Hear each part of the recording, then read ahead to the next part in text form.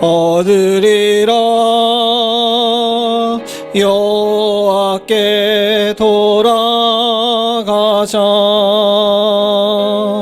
우린 돌아서도 그는 변치 않네. 여호와께 돌아가자. 우린 넘어져도 그 사랑 영원하네. 사랑은 오래 참고 자신을 내어주네. 서로 사랑할게. 세상은 주보네. 사랑은 절대 지지 않네. 사랑은 오래 참고 자신을 내어주네. 서로 사랑할게. 세상은 주보네. 사랑은 절대 지지 않네. 여호와께 돌아가자. 우린 돌아서도 그는 변치 않네. 여호와께 돌아가자. 우린 넘어져도 그 사랑 영원하네.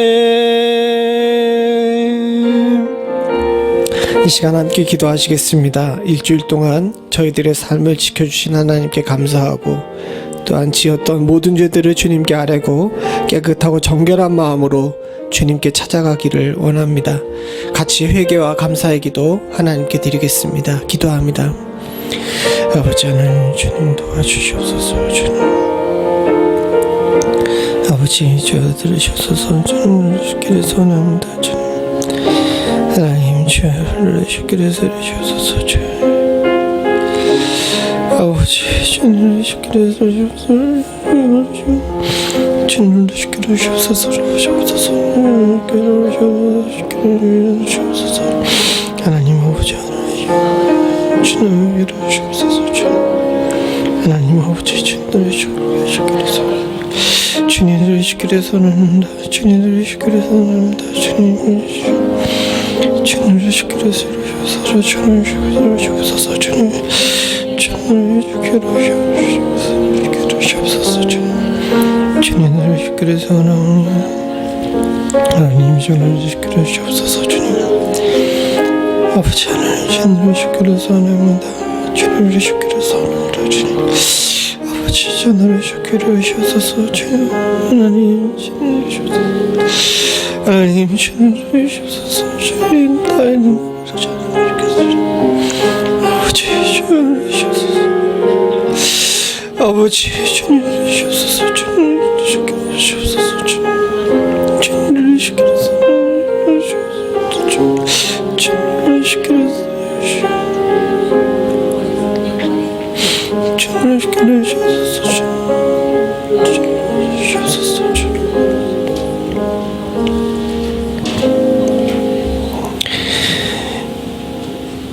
여호와여, 내가 주의 구원을 사모하였사오며 주의 법을 즐거워하나이다.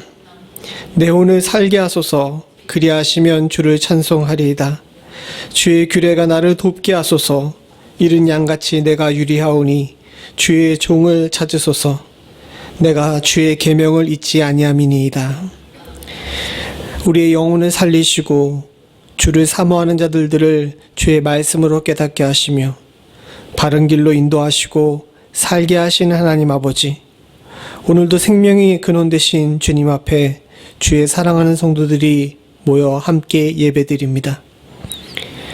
저희의 마음과 생각을 주장하셨고 삶에 복 주셔서 하나님 아버지, 어려운 세대 가운데서도 주를 찬양하고 예배하는 일을 잊지 않게 하시고 주님께 예배하는 자리에 찾아왔사오니 하나님, 이 자리에 머리 숙인 주의 사랑하는 성도들, 그리고 영상으로 예배드리는 모든 성도들에게 하나님 주의 어루만지심과 회복하심과 살리심과 채우심의 역사가 일어날 수 있는 축복을 허락하여 주시옵소서.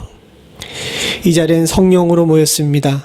하나님 아버지, 주의 주장대로 예배할 수 있게 하시고 그 어느 누구도 하나님께 가는 영광을 가로채지 않을 수 있도록 주님 도와주시옵소서. 출타한 성도들, 각양의 여러 가지 일들로 인하여서 함께하지 못한 성도들도 있습니다. 아버지 하나님, 바라고 소원하기는 위험한 세대 가운데 저들을 지켜주시고 하나님, 우리에게 울타리가 되셨던 것처럼 저들에게도 울타리와 성벽이 되어 주시옵소서. 예배의 시종을 온전히 주님께 부탁드리며 모든 말씀 예수님의 이름으로 간절히 기도드리옵나이다. 아멘. 다 자리에 일어나셔서 찬송가 7장 찬송 부르겠습니다.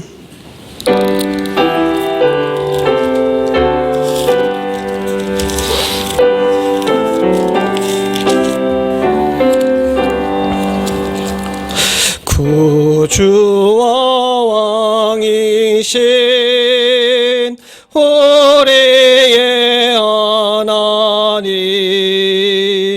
땅 위에 사는 성도들 다 찬양하여라. 2절입니다. 권능과 지혜가 한없는 하나님, 그 위엄 영원하시니 다 찬양하여라.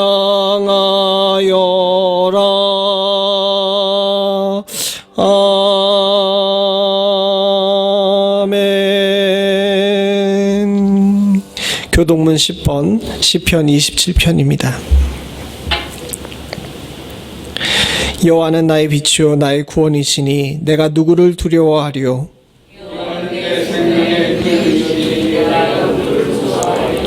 나의 대적, 나의 원수된 행악자가 내 살을 먹으려고 내게로 왔다가 군대가 나를 대적하여 진칠지라도 내 마음이 두렵지 아니하며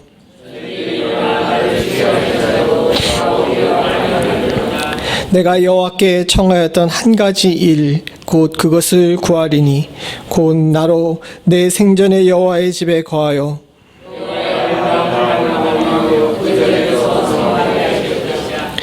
여호와께서 환난 날에 나를 그 초막 속에 비밀히 지키시고 그 장막 은밀한 곳에 나를 숨기시며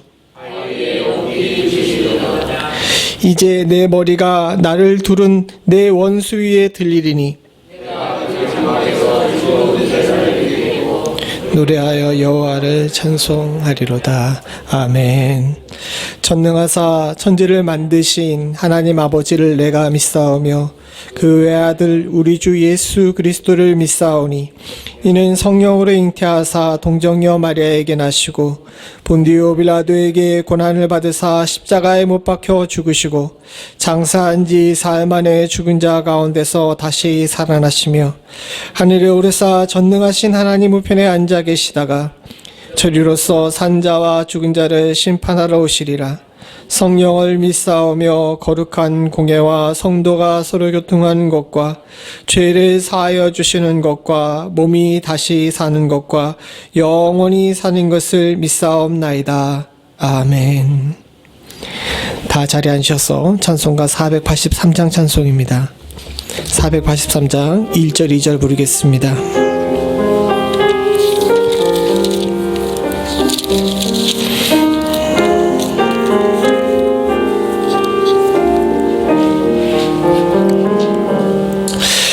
너 예수께 조용히 나가 내 모든 짐 내려놓고 주 십자가 사랑을 믿어 죄사함을 너 받으라. 주 예수께 조용히 나가 내 마음을 쏟아놓으라. 늘은 미리 보시는 주님 그 은혜를 베푸시리. 주 예수의 은혜를 입어 내 슬픔이 없어지리. 내 이웃을 늘 사랑하며 너 받은 것 거저 주라.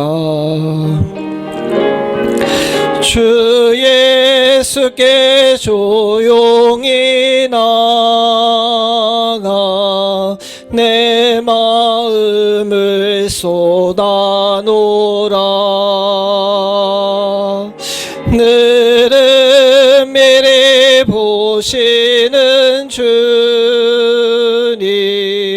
그 은혜를 베푸시리.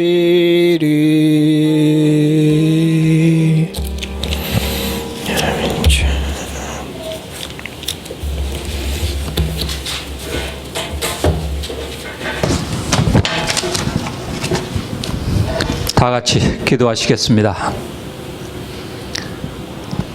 인생의 주관자 되시며 인도자 되시는 전능하신 하나님, 이 거룩하고 아름다운 예배를 드릴 수 있게 하신 은혜에 감사드립니다.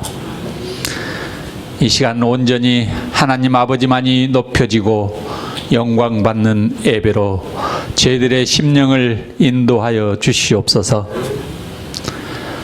우리의 일상의 세밀한 생활의 구석구석까지 아버지의 손길이 안 미치는 것이 없사오며 또한 저희의 작은 희노애락까지 항상 함께 하시어 진정한 저희 인생의 동반자 되어 주심에 기뻐하며 찬양 올려드립니다. 그리고 특별히 저희의 영혼이 어두운 암흑에서 패해할 때 예수 그리스도를 통하여 저희에게 빛을 비추시어 하나님 나라에 거하게 하신 구원의 은혜 또한 감사드립니다. 오늘도 주의 성령께서 저희의 앞길을 비추시어 비록 어두운 세상길이지만 빛의 자녀가 되어 이 길을 담대히 걸어 나가게 하시옵소서. 저희는 빛을 믿는 빛의 자녀임을 한시라도 잃지 않도록 성령님 붙잡아 주시옵소서. 한 주간을 지내오면서 저희들은 하나님 아버지의 많은 보호하심과 은혜 안에 거하기도 하지만 저희 자신의 생각과 고집 때문에 종종 아버지의 뜻을 헤아리지 못하고 아버지와 동행하는 믿는 자의 축복을 갖지 못하는 경우가 있음을 고백합니다. 연약한 저희가 마치 전능하신 주님인 양 판단하고 나의 것을 고집하려고 하였습니다.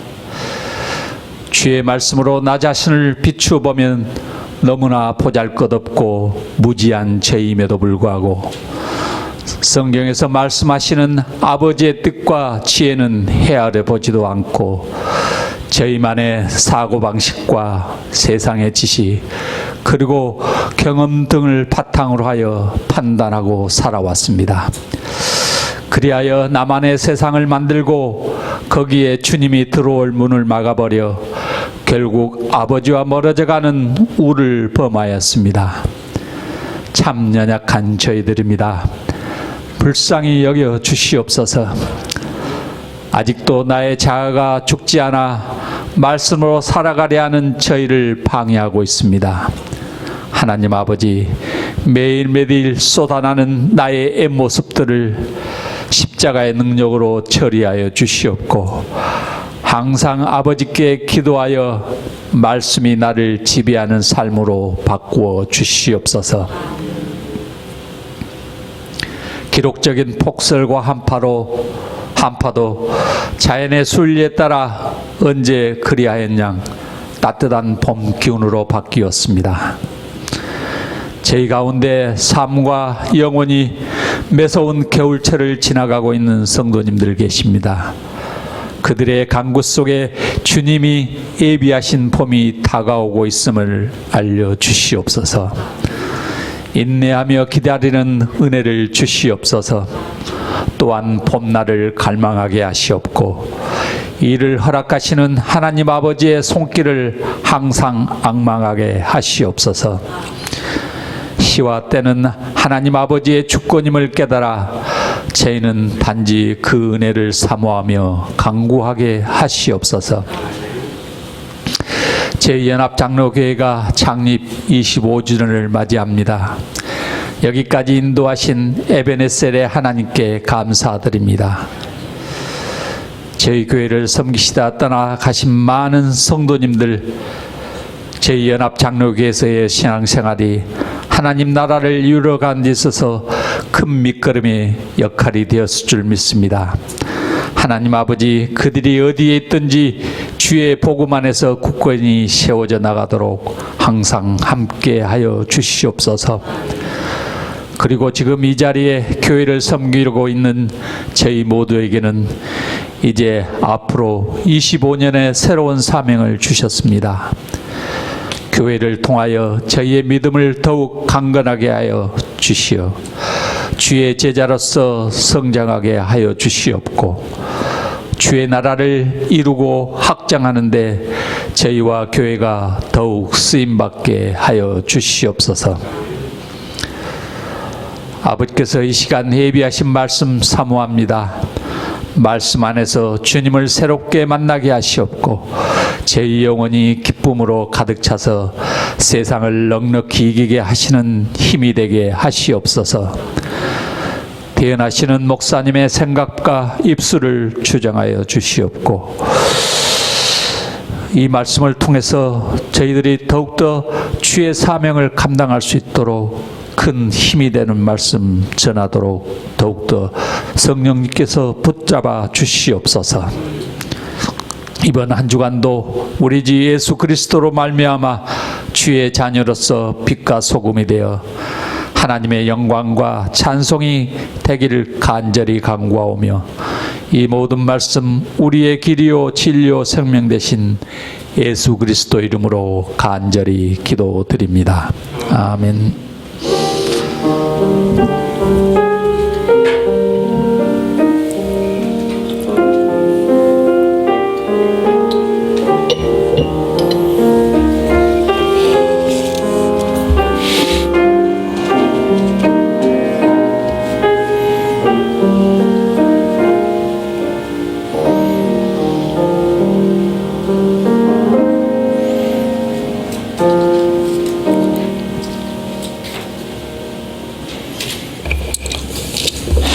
오늘 예배에 참석하신 모든 분들을 주님의 이름으로 환영합니다. 우리 옆에 있는 분들과 하고 또 멀리 계신 분들하고 인사 한번 하죠. 나 잘 살았습니다 하고.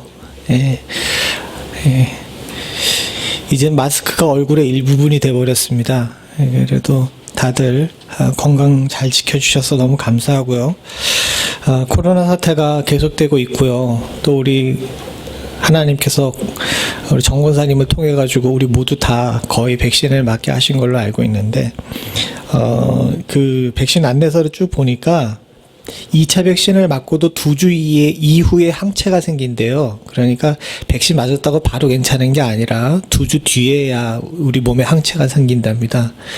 그것뿐만 아니라 방심했다가 지금 이스라엘 같은 경우에 거기 계신 동문 선배가 하나 있어가지고 연락을 받았는데 히브리대 교수로 계신 분인데 상황이 훨씬 더 심각해졌대요. 백신을 맞은 전보다 백신을 맞았다고 다들 마스크를 벗고 막 다녀가지고 그 내용을 잘 모르고 있다가 그래서 좀 상황이 더 심각해졌다는 얘기를 들었습니다. 끝까지 다 됐다라고 얘기할 때까지 여러분들 모두 다 조심해 주시고 건강 잘 지켜주시기를 부탁을 드립니다. 다음 주에 일광제라 시간제 데일라이트 세이빙이 시작됩니다. 예배 시간이 그대로지만 우리 신체 시간으로는 1시간 덜 주무셔야 됩니다. 잊지 마시고 예배 시간 착오 없으시기를 부탁을 드립니다. 그리고 아주 기쁜 소식이 있습니다. 우리 문승호 권사님 외손녀가 지난 3월 2일 날 무사히 잘 태어났습니다. 사진 봤는데 너무 귀엽고 예뻐요. 우리 어려운 시기에도 무사히 잘 탄생한 우리 귀한 손녀에게 하나님의 은혜와 축복이 있기를 간절히 소원합니다. 우리 문 권사님 축하 박수 한번 하죠. 예. 아마도 지금은 아니지만 조금 더 지나면 문 권사님도 아이를 보러 한번 가셔야 될 것 같습니다. 여러분, 이 시기에 멀리도 가셔야 되는데 또 잘 다녀오시라고 기도해 주시기를 부탁을 드리고요. 주보에 없는 광고지 두 가지가 있는데, 첫 번째는 내일 오후 5시에 3월 8일 오후 5시에 노회가 있습니다. 과거에는 노회 장소까지 가야 되는데 요즘은 다 줌으로 해요. 그래서 오후 5시에 저와 장로님들이 이제 노회에 참석하게 됩니다. 노회 잘 진행될 수 있게 해달라고 기도해 주시고요. 왜 중요하냐면 온라인으로 이번에 선거를 해야 되는데 이 선거를 처음 해봐요. 전부 다들. 그래서 지금 다 혼란스럽습니다. 그러니까 여러분들 노회가 무난하게 잘 진행될 수 있게끔 여러분들 좀 기도해 주시고요. 저나 우리 장로님들은 감투 욕심이 없어가지고 시키면 막 도망 다니는데 그거 하고 싶어 하시는 분들이 많아요. 그래서 좀 분란이 일어날 수도 있으니까 여러분들 좀 기도해 주시기를 부탁을 드립니다. 그리고 옆에 있는 교회들이 많이들 비어 있었는데 이제 담임 목사님들이 이제 거의 다 오셨습니다. 저맨타운 침례교회 새로 부임하신 목사님이 전화를 주셨는데 3월 14일 날 다음 주 오후 2시에 취임 예배를 드리겠다고 합니다. 물론 코로나 때문에 참석해 달라고까지는 얘기를 안 하시는데 저한테 연락을 한 거 보면은 저는 오라는 얘기인 거 같기도 해요. 아직 고민인데 여러분들 아시고 주변에 있는 교회들을 위해서도 기도해 주시기를. 이상입니다. 오늘 하나님께서 우리들에게 주신 말씀은 유다서 1장 17절부터 23절입니다. 우리 친구들은 공부하러 가세요. 유다서 1장 17절부터 23절. 신약성경 398페이지입니다.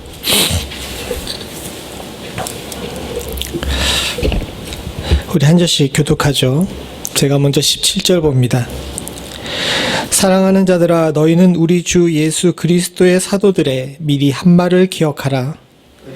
내게 말하기를 마지막 때에 자기의 경건치 아니한 정욕대로 행하며 기롱하는 자들이 있으리라 하였나니 이 사람들은 당을 짓는 자며 육에 속한 자며 성령은 없는 자니라.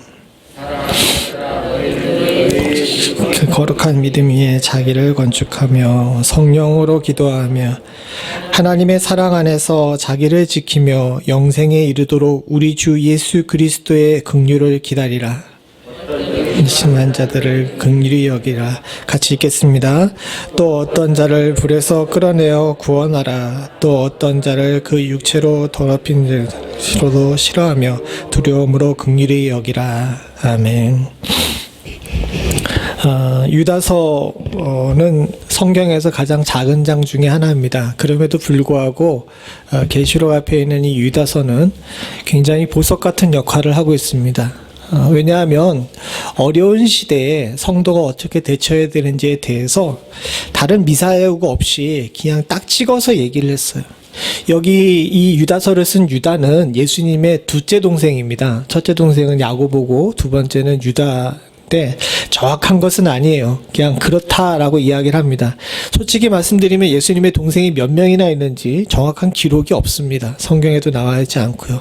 하나 확실하게 이 유다서를 쓴 사람은 예수님의 동생이고 교회의 목회자 중에 초대교회 목회자 중에 한 사람이었던 유다라는 사실을 많은 자료들이 증거하고 있죠. 이 예수님의 동생이었던 유다는 실제로 목회자였습니다. 다른 사도들이 여러 복음을 전하는 일에 집중하는 쪽이었다면은 이 유다 같은 경우는 다른 사료들을 볼 때 복음 전하는 일에도 분명히 힘을 쓰긴 했지만 기존에 있던 성도들을 지키는 일에 굉장히 힘썼던 그런 목회자였습니다. 그리고 목회자인 유다의 눈에 볼 때 박해의 시대에 성도가 참 힘있게 또 능력있게 이 부분을 잘 이겨내게 하는데 그 이겨내는 일들을 보니까 다른 특별한 일이 필요한 것이 아니에요. 아주 중요한 것은 이 어려운 시기를 잘 이기는 것의 중요한 부분은 기본을 지키는 것이라는 사실을 이 사람은 알았던 겁니다. 그래서 이번 주와 다음 주에 이 유다서 1장 17절부터 23절을 통해 가지고 우리가 이 유다의 서에 나와 있는 가르침을 통하여서 위기의 순간에 우리가 어떻게 해야 되는지에 대해서 한번 나눠보고자 합니다. 오늘 성경 본문에도 나와 있지만 마지막 때라는 표현이 나오죠. 17절부터 19절을 보게 되게 되면 특별히 18절에 그들이 너희에게 말하기를 마지막 때라고 라는 표현이 나옵니다. 사실 유다는 고백을 합니다. 내가 지금 하고 있는 이야기는 내가 처음 이야기한 것이 아니라 미리 예수 그리스도의 사도들이 이미 이런 얘기들을 다 했는데 내가 간단하게 정리해서 마지막 때를 살고 있는 여러 성도들에게 전하고 있습니다 라고 이야기하고 있죠. 그리고 이 마지막 때라고 이야기하면서 유다가 본 마지막 때가 어느 때냐면 오늘 18절 19절을 같이 한번 읽어보죠. 같이 봅니다. 시작. 그들이 너희에게 말하기를 마지막 때에 자기의 경건치 않은 정욕대로 행하며 기롱하는 자들이 있으리라 하였나니 이 사람들은 당짓는 자며 육에 속한 자며 성령은 없는 자니라 라고 이야기합니다. 유다는 다른 곳에 마지막 때의 징조라는 표현을 썼을 때 예수님께서도 이야기했지만은 처처에 기근의 소리가 들리고 뭐 재난의 소리가 들리고 전쟁의 소리가 들린다고 쭉 얘기를 많이 했어요. 대부분의 성경에 보게 되면 마지막 때라는 이야기를 쓸 때에는 외부적인 요인들에 대해서 이야기를 많이 합니다. 조금 전에 말씀드린 것처럼 지근과 전쟁과 뭐 전염병과 이런 일들을 쭉 얘기하는데 유다는 여기에서 그런 얘기들을 전혀 안 해요. 되려 굉장히 내부적이고 개인적이고 관계에 관한 문제들에 대해서 이야기합니다. 더 정확하게 얘기하게 되면 사람에 관해서 이야기해요. 유다는 마지막 때를 이야기하면서 큰 재난의 이야기를 한 것이 아닙니다. 사람에 관해서 이야기하고 있죠. 그리고 우리 주변에 이런 사람들이 많게 되게 되면 그때가 마지막 때다라고 이야기하는데 이런 사람들이 어떤 사람이냐 하면 정욕대로 사는 사람, 그리고 말을 함부로 하는 사람, 그리고 당을 짓는 사람, 그리고 육신의 이익을 쫓아 사는 사람들, 그리고 성령 없이 행하는 사람들이 우리 주변에 많아지게 되게 되면 그때가 바로 마지막 때다. 성도는 이때 정신을 차려야 된다라고 이야기하고 있습니다. 아까 전에 말씀드린 것처럼 유다는 목회자였습니다. 목회자는 사람을 상대하는 사람이죠. 그리고 교회 안에서 저 사람은 성도다라고 이야기했던 사람들 중에서 위기의 순간이나 마지막 때의 순간에 성도가 아닌 모습을 보이는 사람들을 참 많이 발견했을 겁니다. 그리고 유다는 깨달았어요. 마지막의 징조는 저 바깥에서 멀리서 보이는 것이 아니라 바로 이 안에서 내 주변에서 일어나는 일이라는 사실을 알게 된 겁니다. 오늘날도 마찬가지입니다. 제가 지난주에도 말씀드렸지만 지금은 말세라고 얘기하기는 좀 그렇죠. 주님이 승천하신 이후서부터 오시는 그때까지 말세입니다. 쭉. 과거에도 기근과 전쟁의 소리가 들렸고 지금도 그렇고 앞으로도 그럴 거예요. 그러나 사랑하는 성도님들, 우리가 분명히 알아야 될 것은 우리 주변에 있는 환경들, 특별히 사람들이 변하는 모습을 보면서 우린 항상 긴장하고 살아야 된다는 거예요. 제가 요즘 성경을 읽으면서 더 깊이 깨닫는 것은 뭐냐 하면 말세 마지막 때라는 이야기를 성경에서 얘기하는 것은 종말의 때, 그때를 딱 찍어가지고 이때를 준비하라는 의미도 있지만 정말 더 중요한 의미는 성도는 주님 오시는 그날까지 긴장하며 살아야 된다는 것을 얘기하기 위해서 말세라는 단어를 쓴 거예요. 마지막 때라는 단어를 쓴 겁니다. 오늘 유다도 마찬가지예요. 사랑하는 성도님들, 우리가 분명히 알아야 됩니다. 사람은 종종 사람에게 상처를 받고 사람에게 시험에 듭니다. 그럼에도 불구하고 참 이상한데 자꾸 사람을 믿어요.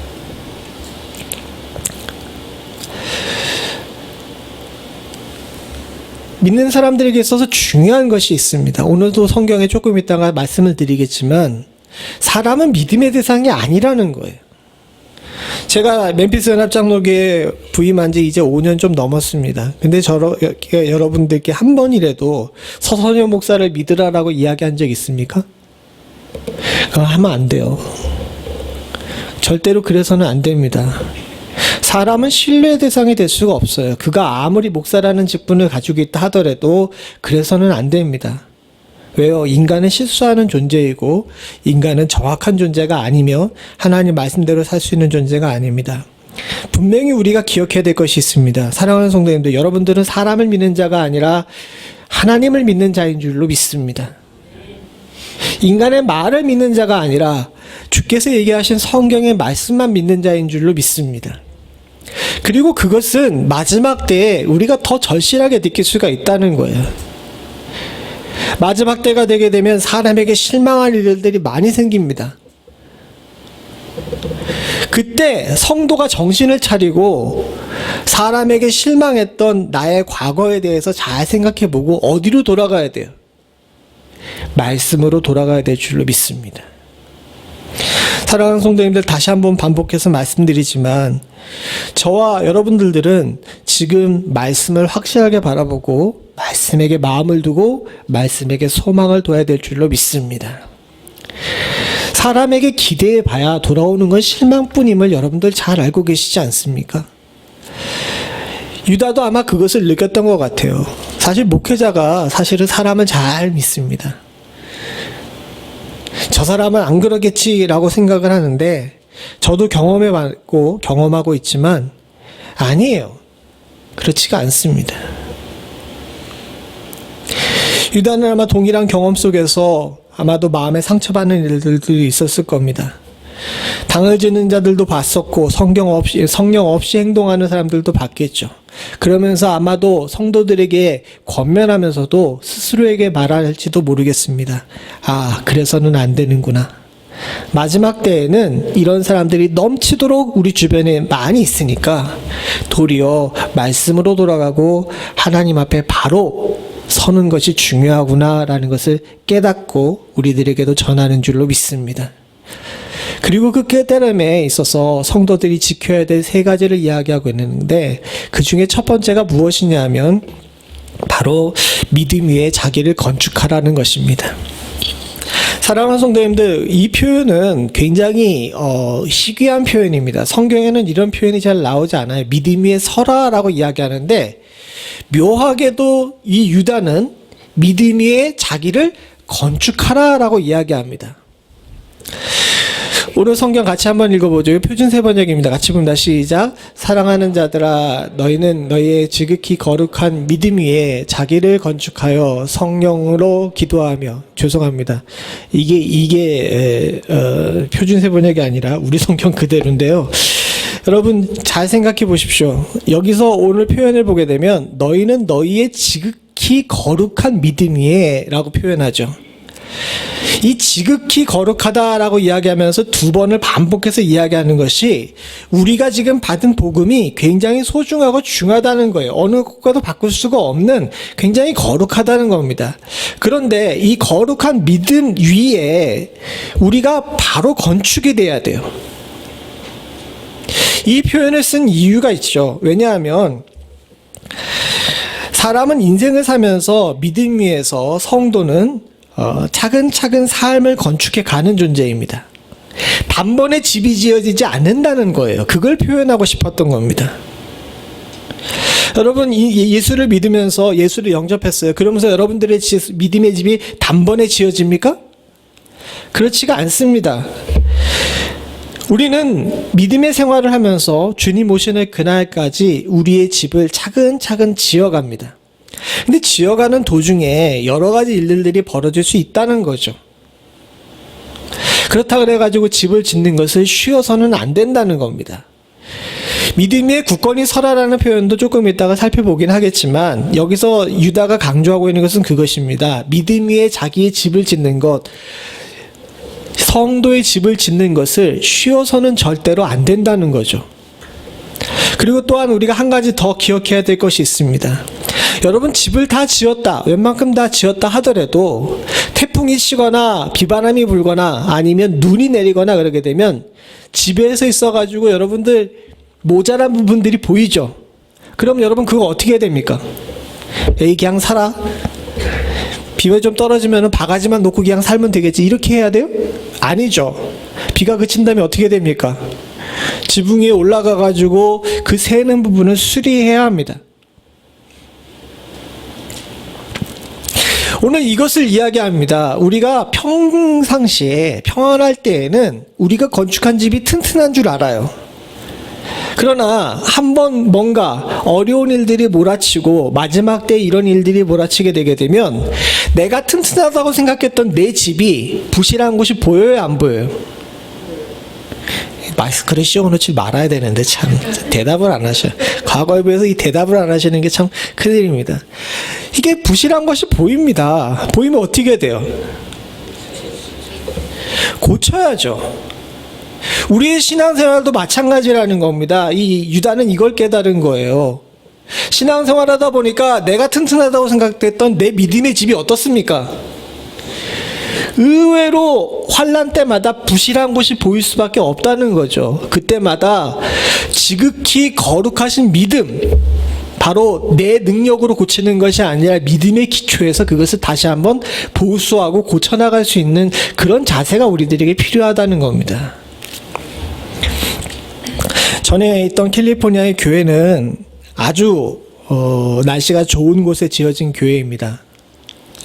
1년에 가봐야 비가 몇 차례 내리지 않아요. 근데 그러다 보니까 무슨 문제가 생기냐면 비가 올 때마다 지붕이 새요. 여러분 이해가 가십니까? 그 교회가 굉장히 커요. 굉장히 크고 성도 수도 많고 그런데 잘 지어졌어요. 그래서 주변에 있는 지역에 있는 사람들이 결혼식을 하겠다고 그 교회를 빌리는 그런 아주 예쁘게 잘생긴 교회입니다. 근데 비 올 때마다 새요. 제가 비가 오게 되면요, 교회에 새벽에라도 쫓아가가지고 어디서 비가 새는지 보고서 거기다가 이 그릇 받쳐놓는 게 제 일이기도 했습니다. 그러면 비가 다 그치고 나게 되면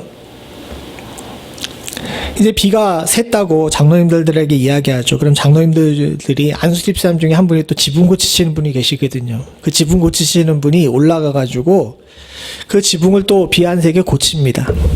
그럼 다음에 그 비가 안 셀까요?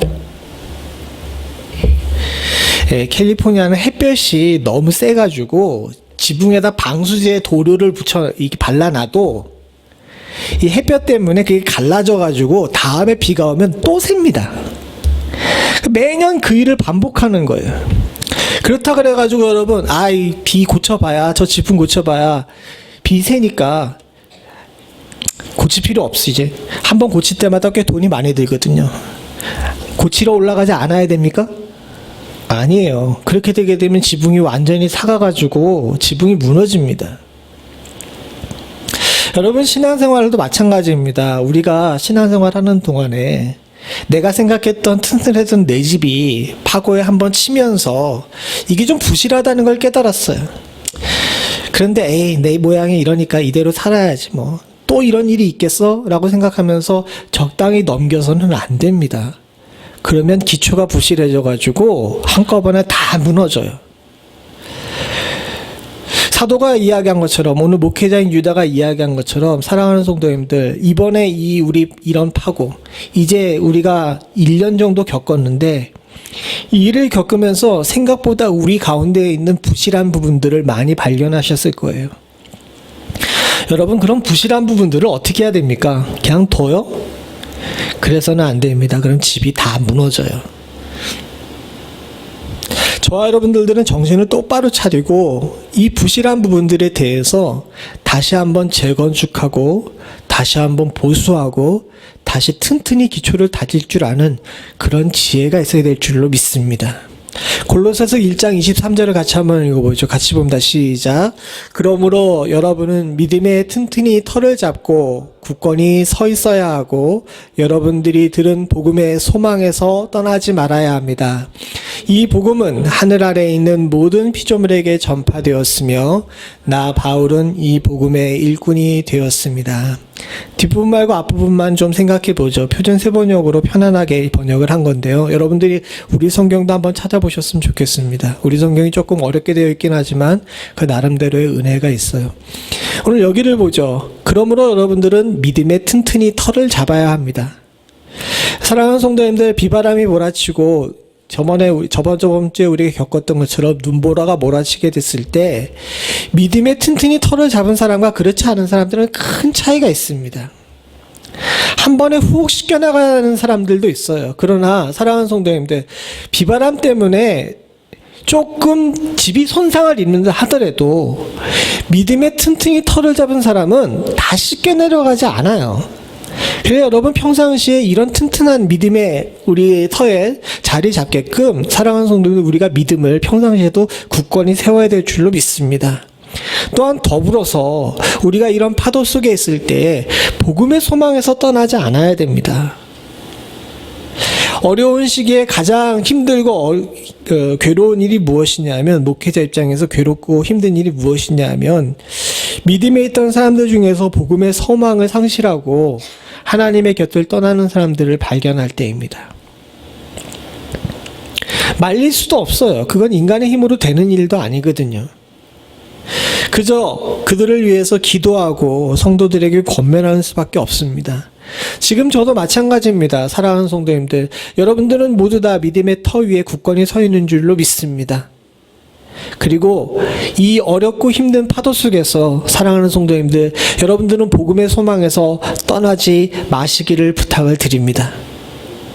그리고 이 복음의 소망에서 떠나지 아니하심으로 말미암아 하나님께서 주신 이 거룩한 믿음의 터 위에 여러분들의 아름다운 집을 짓고 주 안에서 이 건축된 아름다운 집에서 행복하게 사실 수 있는 그런 은혜가 있기를 소원합니다. 사랑하는 성도님들, 저와 여러분들은 지금 우리가 지극히 거룩한 믿음 위에 자기를 건축할 줄 아는 지혜가 있어야 될 때에 살고 있습니다. 때로는 벽돌이 떨어지고 때로는 지붕이 날아가고 때로는 창문이 깨졌을 수도 있습니다. 그러나 사랑하는 성도님들, 우린 터가 무너지지 않았습니다. 따라서 깨진 창문은 다시 갈아 끼면 되고요. 날아간 지붕은 다시 보수하면 됩니다. 떨어져 나간 벽돌은 다시 시멘을 잘 이겨서 다시 쌓아놓으면 됩니다.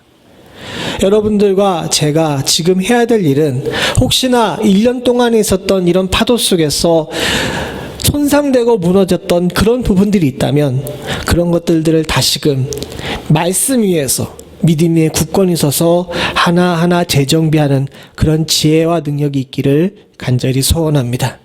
여러분들과 제가 그렇게 하실 수 있을 줄로 믿습니다. 또한 두 번째로 이야기하는 것은 무엇이냐면 성령으로 기도하라는 것입니다. 아까 전에 읽었지만 또 한번 같이 읽어보죠. 같이 봅니다. 시작. 사랑하는 자들아, 너희는 너희의 지극히 거룩한 믿음 위에 자기를 건축하며 성령으로 기도하며.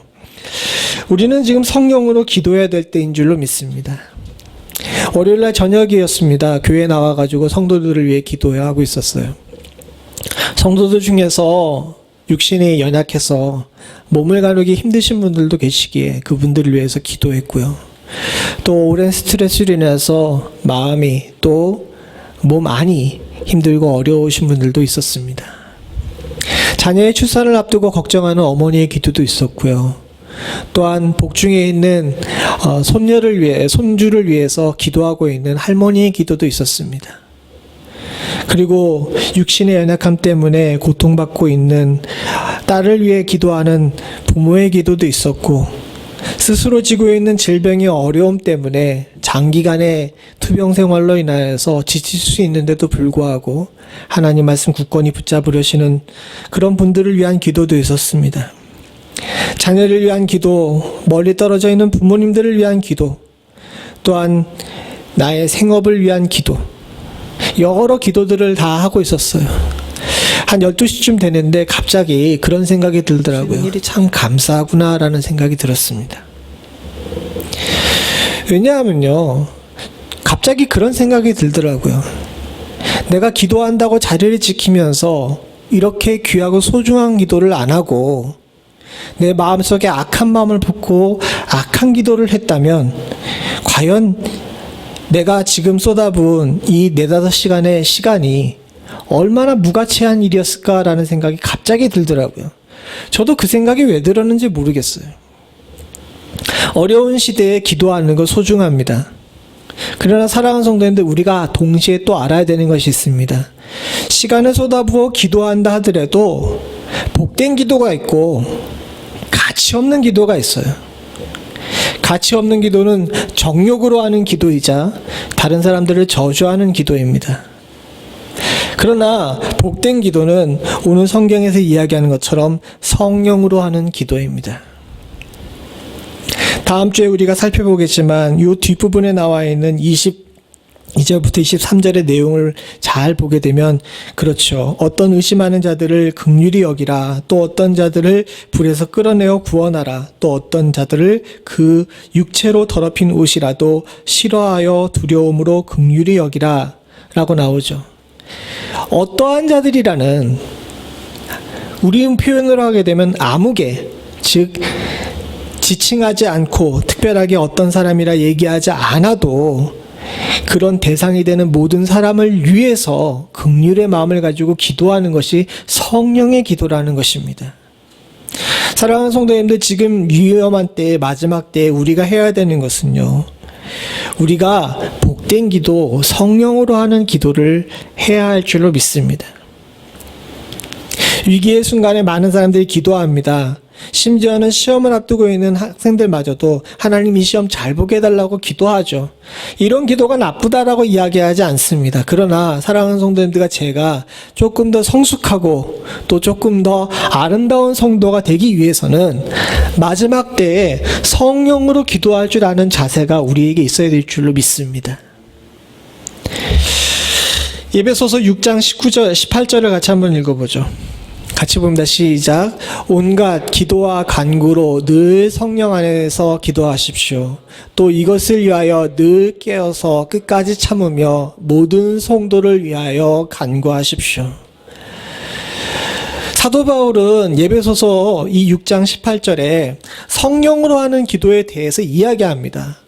온갖 기도와 간구로 늘 성령 안에서 기도하라고 이야기하는데, 성령 안에서 하는 기도가 무엇이냐라고 이야기하면서 얘기하는 것이 있죠. 뭐냐? 깨어서 끝까지 참으라는 거예요. 내 정욕과 내 감정에 따라 기도하는 것이 아니라 깨어서 참으며, 끝까지 참으며 하는 기도가 성령으로 하는 기도라는 겁니다. 사랑하는 사람, 내가 좋아하는 사람, 내가 원하는 거, 이런 것으로 기도하는 것은 누구나 다 할 수 있는 기도예요. 그러나 사랑하는 성도님들, 끝까지 참으며 깨어서 기도하는 것은 아무나 할 수 있는 기도가 아닙니다. 또한 더불어서 어떻게 합니까? 모든 성도를 위해 간구하라라고 이야기합니다. 제가 아까 전에 월요일날 감사했다고 이야기하죠. 왜 감사한 마음이 갑자기 드는지 아십니까? 제가 성도들의 기도를 받아가지고 나온 이런 표현가 있습니다. 또 그 주에 주일날 전화하고 토요일날 전화했는데 또 이런저런 기도 제목 있으신 분들 이렇게 업데이트한 게 있죠. 처음부터 끝까지 쭉 다 하고 나서 마지막 사람 딱 기도하고 나니까 내 마음속에 다 했다라는 마음이 들면서 감사하다라는 마음이 들더라고요. 사랑하는 성도님들, 모든 성도를 위해서, 우리 교회 크지 않잖아요?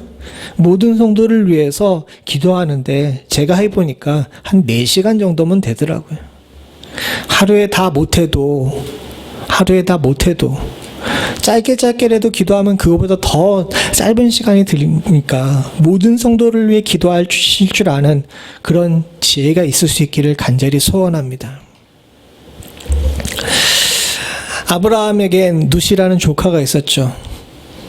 제가 지난주에 실수했는데 아브라함이 70에 부르심 받은 게 75세의 부름을 받았어요. 75세의 부름을 받은 이 아브라함이 자기 본향을 떠날 때 유일하게 그를 따르던 두 사람이 있었는데 하나는 아내인 사라이고 하나는 조카 롯이었습니다.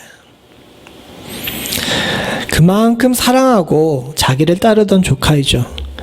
근데 조카도 나이를 먹어요. 그죠? 나이를 먹고 나니까 자기 생활이 생기고 또 자기 삶이 생깁니다. 재산이 불고 어느 정도 시간이 되니까 자꾸 아브라함의 종들과 롯의 종들이 싸웁니다. 그래서 롯과 아브라함이 모여가지고 이야기를 해요. 야, 우리가 너무 넘치게 하나님께 축복을 많이 받았으니까 이제 좀 갈라서야 되겠다. 여러분 거기에 좋은 아주 유명한 표현이 나오죠. 네가 동을 하면 내가 설을 하고 내가 설을 하면 내가 동을 하겠다라고 이야기를 했어요. 이 철없는 조카는 쭉 돌아보더니 어디를 고릅니까? 가장 살기 좋고 가장 복된 곳이라고 생각되는 곳을 고르면서 삼촌 내가 저기를 갈게요 라고 이야기했어요. 우리 생각에 좋은 것이 있으면 내가 하기 전에 어떻게 보게 되면 인생의 은인이잖아요. 쫓아오게 해서 부자로 만들어준 그 은인과 같은 삼촌이 이렇게 이야기하게 되면 내가 먼저 뭐 골라요. 삼촌이 먼저 고르십시오라고 이야기하고 만약에 내가 먼저 고르게 됐다 하더라도 삼촌 좋은 곳 가라고 내가 좀 덜 좋은 곳으로 갈 수 있는 그런 자세가 있으면 참 좋겠는데 이 괘씸한 조카는 어떻게 합니까? 날름 지가 제일 좋은 곳으로 후딱 먹어버려요. 아브라함 입장에서 섭섭했을까요? 안 했을까요? 성경에 안 나온 이야기니까 대답하지 않는 것이 여러분들 아주 지혜로운 대처입니다. 여러분 제 대처를 잘 하셨어요. 나는 개인적으로 생각할 때, 제 개인적으로 생각할 때 아브라함 입장에서 보게 되면 룻이 참 섭섭했을 것 같아요. 가서 잘 살면 좋은데 외적의 침입에 의해서 다 날려먹었습니다. 소돔 성 전체가 외국에서 온 유목민의 공격에 다 포로가 됐죠. 또 아브라함은 또 그 와중에도 그렇게 속색이고 또 섭섭한 조카라 하더라도 그 좀 살려보겠다고 집에서 키우던 사람들 데리고 나가가지고 전쟁에 가서 다 구해와요. 그럼 잘 살면 좋겠는데 가가지고 엉뚱한 곳에 그 죄악된 곳에 어울려 살다 보니까 사람은 그래요. 위험한 곳에 가까이 가지 말아야 되는데 그 위험한 곳에 살다가 이제 다 망하게 생겼습니다. 근데 여러분들 다 아신 것처럼 창세기 18장에 나오는 것처럼 아브라함은 그 롯을 위해서 하나님의 사자 앞에서 기도해요. 의인이 있는데 아카다에서 한 번에 다 그렇게 쓸어버리시는 것은 하나님의 공의가 아니지 않습니까? 라고 이야기하면서 여러분 다 아시는 것처럼 아브라함은 그의 주의 하나님의 사자를 앞에 두고서 기도의 기도를 반복합니다. 다 아시는 것처럼 숫자를 줄여가면서 어떻게든 그 조카를 위해서 기도하는 모습을 보죠. 아까 전에 말씀드린 것처럼 인간적으로 봤을 때 섭섭했을 거예요. 그리고 그렇지 않다 하더라도 이때 아브라함의 나이가 꽤 많았던 것으로 보이고 또 롯도 나이가 꽤 많았었던 것으로 생각되는데 다 장성한 조카, 지산 궁리하면서 지 좋은 대로 나간 조카를 위해서 굳이 그렇게까지 수차에 반복해서 기도할 필요가 있었을까요? 그러나 사랑하는 성도님들, 아브라함은 의인이었고 성령의 사람이었기에 그 조카를 위해서 지속적으로 기도합니다. 이것이 바로 성령의 사람의 기도의 방법이고 하나님의 사람이 사는 방법인 줄로 믿습니다. 사랑하는 성도님들, 저도 그렇고 여러분들도 그렇고 이 위기의 순간에 성령의 기도하실 수 있기를 간절히 소원합니다. 늘 깨워서 끝까지 참으며 기도할 줄 아는 자세, 가리지 않고 모두를 위해서 기도할 줄 아는 성령의 기도, 우리 주님이 우리를 위해서 그렇게 기도하고 계시거든요. 우리도 그렇게 기도할 수 있기를 간절히 소원합니다. 우리 예배소서 6장 18절 다시 한번 읽어보죠. 같이 봅니다. 시작. 온갖 기도와 간구로 늘 성령 안에서 기도하십시오. 또 이것을 위하여 늘 깨어서 끝까지 참으며 모든 성도를 위해 간구하십시오. 이것이 마지막 때에 기도의 끈을 잃지 않는 그런 복된 자의 기도인 줄로 믿습니다. 마지막으로 사랑하는 성도님들, 우리가 해야 될 것은 예수 그리스도의 긍휼을 기다리는 것입니다. 21절을 같이 한번 해보겠습니다. 시작. 하나님의 사랑 안에서 자기를 지키며 영생에 이르도록 우리 기주 예수 그리스도의 긍휼을 기다리라. 사랑하는 성도님들, 우리가 지금 해야 되는 것은 이것입니다. 이것이 꼭 필요합니다. 하나님의 사랑 안에서 자기를 지켜야 됩니다. 여러분들이 하나님의 사랑을 받고 있다는 것을 잊지 말라는 이야기예요. 그러면서 어떻게 하라는 거 얘기합니까? 우리 주 예수 그리스도의 긍휼을 기다릴 줄 알아야 된다는 것이죠. 여러분, 지금은 기다림의 시대입니다. 기다릴 줄 모르는 사람들, 그런 사람들은 어떻게 보게 되면 하나님께서 주실 복을 차버리는 사람들이에요. 제자리에 있어야 됩니다. 그래서 잘 맞춰놓고 하나님의 사랑을 신뢰하면서 하나님의 사랑 안에서 자기를 지키면서 하나님께서 주실 복을 기다릴 줄 아는 자세가 우리에게 필요한데, 우리는 너무 똑똑한 것 같아요. 너무 똑똑하다 보니까 자꾸 자리를 바꿔요. 근데 여러분들 그거 아십니까? 마가복음 1장에 보게 되게 되면 예수님께서 회당에서 그 정신병자를 고친 이야기가 나옵니다. 마가복음 1장 21절부터 28절에 보게 되면 거기에서 회당에서 가르칠 때 더러운 귀신을 들리는 사람이 이렇게 찾아오게 됐었을 때 회당에서 예배하는 것을 방해하는 그 사람을 이렇게 주님께서 치료하신 내용이 나와요. 근데 회당에서 가르쳤다라는 것은 뭡니까? 이 날이 어떤 날이라는 거예요? 예, 안식일이라는 거예요. 안식일에 회당에 이 더러운 귀신을 쫓아냈어요. 여러분 다 아시는 것처럼 이 일로 인해서 여러 번 바리새인들과 예수님께서 충돌이 일어났죠. 안식일에 이 고치는 것이 가하냐라고 이야기하면서 자꾸 충돌이 일어납니다. 이런 충돌이 일어나는 가운데 이 갈릴리 모든 지역에 이 소문이 쫙 퍼지게 돼요. 그리고 그날 주님께서는 요한과 야고보를 데리고 이 베드로와 안드레의 집에 찾아가게 됩니다. 근데 그 베드로와 안드레의 집에 찾아가니까 또 여기도 병자가 있네? 누가 있습니까? 예, 베드로의 장모가 열병이 걸려 있어요. 찾아가신 김에 주님께서 또 고쳐주셨어요. 여러분들 그러면 더 난리가 났겠죠. 회당에서는 정신병자를 고쳤죠.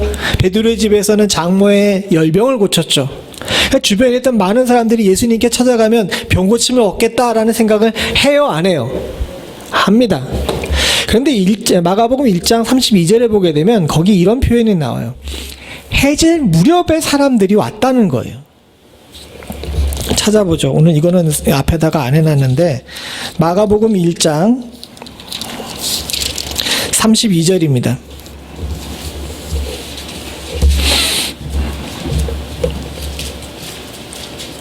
32절, 33절까지만 읽겠습니다. 같이 봅니다.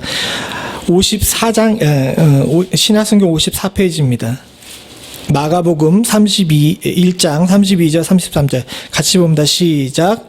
저물어 해질 때 모든 병자와 귀신 들린 자를 예수께 데려오니 온 동네가 문 앞에 모였더라.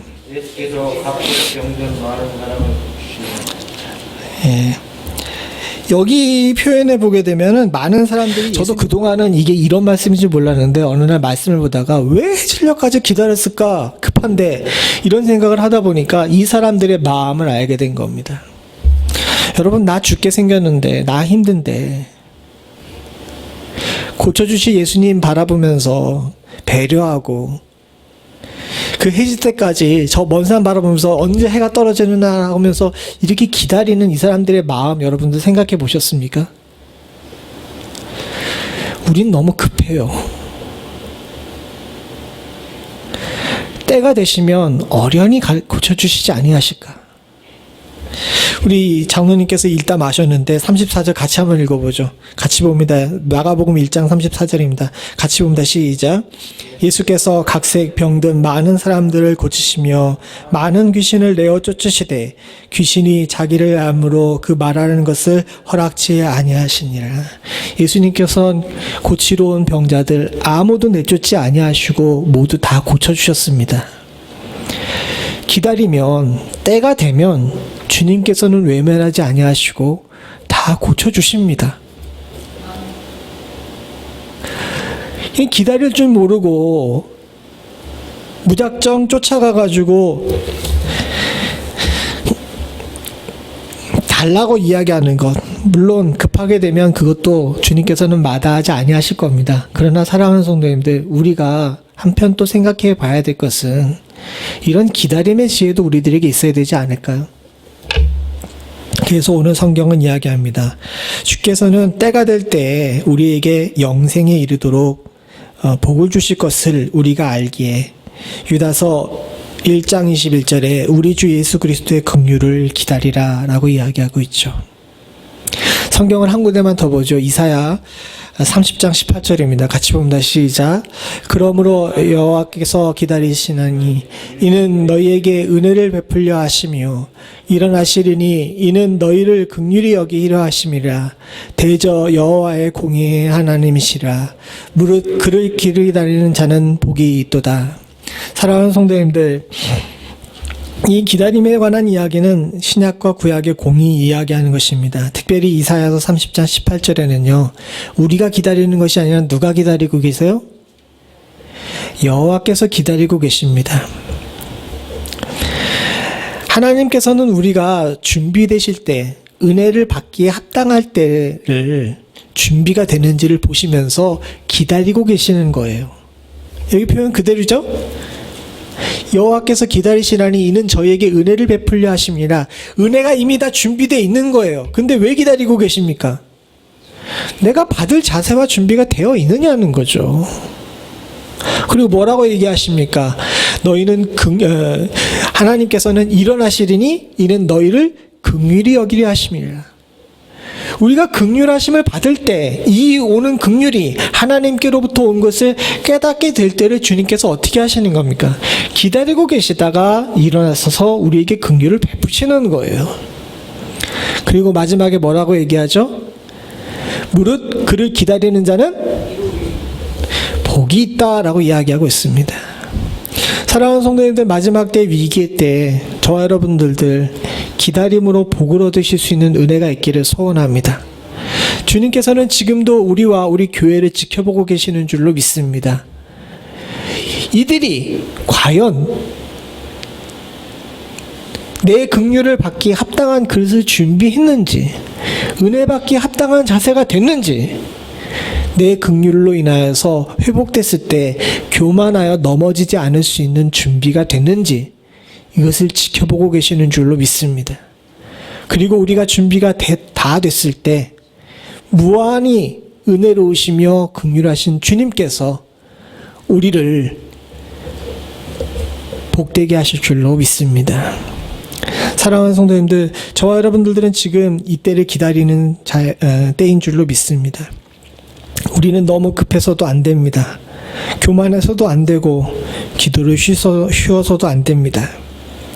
이 위기의 파도가 왔었을 때 내가 과연 부족한 부분이 어떤 부분인지를 돌아보고 무너진 집을 다시 회복시키고 주께서 원하시는 성령의 기도를 하며 주께서 주실 복을 기다릴 줄 아는 자세가 우리에게 있다면, 사랑하는 성도님들, 지금 이 어려운 시대도 우리에게는 복된 시대가 될 줄로 믿습니다. 저와 여러분들은 이 복을 누리실 수 있기를 간절히 소원합니다. 같이 기도하시겠습니다. 하나님 아버지, 마지막 때 힘든 때입니다. 세상도 흔들리고 요동칠 뿐만 아니라 우리 주변에 있는 많은 부분에서도 하나님 우리가 연약함을 보게 됩니다.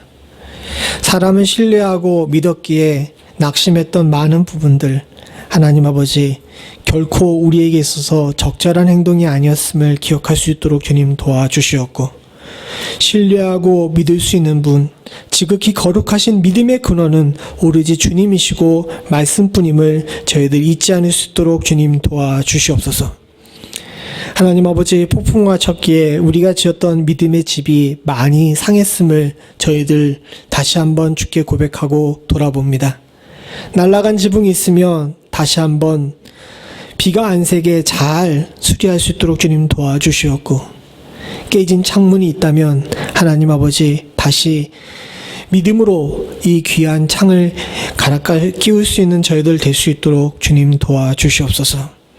하나님, 또한 더불어서 성령으로 기도할 수 있기를 소원합니다.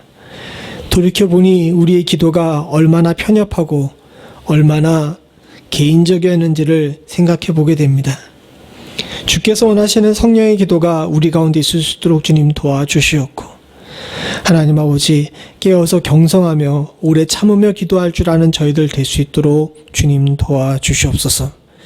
하나님 아버지, 무엇보다도 주의 사랑 안에 굳건히 서서 기다릴 줄 알기를 소원합니다. 하나님의 때를 기다릴 수 있도록 주님 도와주시옵소서. 답답하고 하나님 아버지 괴롭고 언제입니까? 라고 자꾸 외칠 수밖에 없지만, 하나님 그래도 나보다 나를 더 잘하시는 주님께서 내게 가장 은혜로운 때, 내게 가장 복된 때에 주께서 복을 주시며 회복시켜 주실 줄로 믿습니다. 무한히 내게 긍휼하신 하나님 아버지, 하나님 주의 긍휼의 시간을 따라, 긍휼의 시간표를 따라 우리들에게 주실 복을 하나님 저희들에게 허락하여 주시옵소서.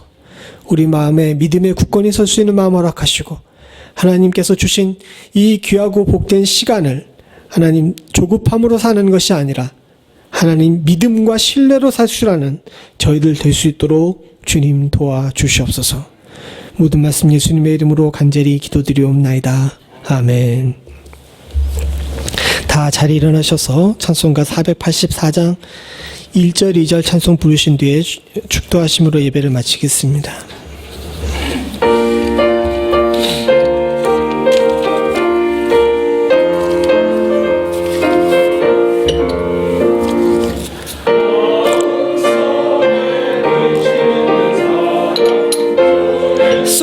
앞에 달에어라 슬픈 마음 있을 때에라도 주 예수께 아뢰라. 주 예수 앞에 달에어라 철의 친구님, 무엇이나 근심하지 말고 주 예수께 아뢰라.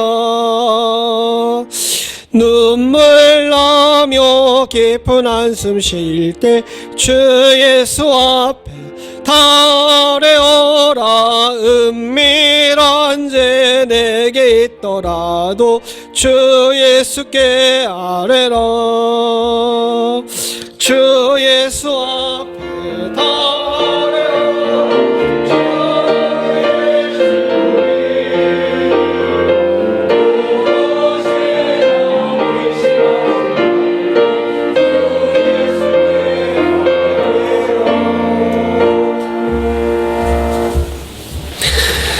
주님께 모든 것을 아뢰는 주의 사랑하는 성도들이 물질의 기도를 하나님께 드립니다. 이 물질의 기도에 우리의 마음과 하나님 우리의 간구를 담았사오니 주께서 받으시고 흠양하시고 이 귀한 예물을 통하여서 하나님 주의 사랑하는 백성들에게 넘치도록 은혜를 부어 주시옵소서. 사랑하는 성도들이 믿음으로 드린 이 예물 가운데 함께하여 주시사 하나님 이 땅에 끌려다니지 않을 수 있도록 주님 도와주시옵고, 저 하늘의 창고에 귀한 보화를 쌓았사오니 하나님 하늘의 복이 이 땅에도 임하는 축복을 허락하여 주시옵소서. 기쁨으로 드렸습니다. 혹시나 이 물질로 인해 마음에 상처받지 않을 수 있도록 주님 도와주시옵고, 하나님께서는 우리의 마음의 중심을 보심을 기억하고 물질로 인해 시험에 들이 없도록 주여 도와주시옵소서. 지금은 우리 주 예수 그리스도의 은혜와 아버지 하나님 무한하신 사랑과 성령님의 감동감화 교통하시는 은혜가 마지막 때임에도 불구하고 믿음 위에 굳건히 서서 성령으로 기도하며 무엇보다도 주님께서 내게 은혜 주실 날을 기다리는 주의 복된 성도들과 이들의 가정과 생업과 부모와 형제와 자녀 그리고 교회 위에 지금부터 영원토록 함께 하시기를 간절히 축원하옵나이다. 아멘.